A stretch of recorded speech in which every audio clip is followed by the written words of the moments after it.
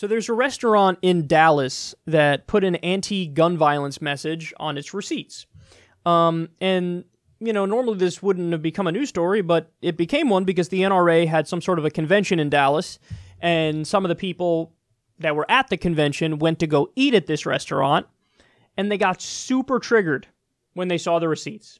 So they made it a big thing on social media, and the NRA decided to boycott, or at the very least threaten to boycott, of the restaurant. And they, you know, telling their members not to go there and throwing their weight around.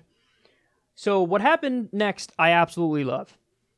Because normally this is where the restaurant would cower and, you know, apologize and all that. No, they didn't do this. So the restaurant doubled down and pledged to donate $15,000 to a group called Moms Demand Action for Gun Sense in America.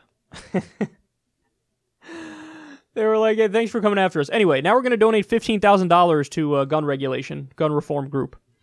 But I want to show you the receipt because look at how just innocuous this is. This is so, I mean, it's just so reasonable that it hurts to imagine that anybody could be against it.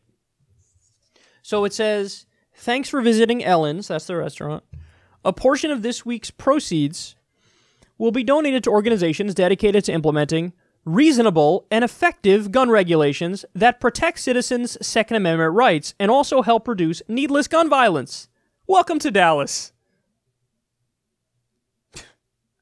That is the most reasonable comment I've ever seen. They donate to organizations implementing reasonable and effective gun regulations. So in other words, don't just ban guns. They're probably talking about high-capacity magazine ban, probably talking about universal background checks, but while protecting Second Amendment rights. So just so vanilla, so inoffensive. But the end of the story is the wildest part. There are now reports that some people are threatening to shoot up the restaurant.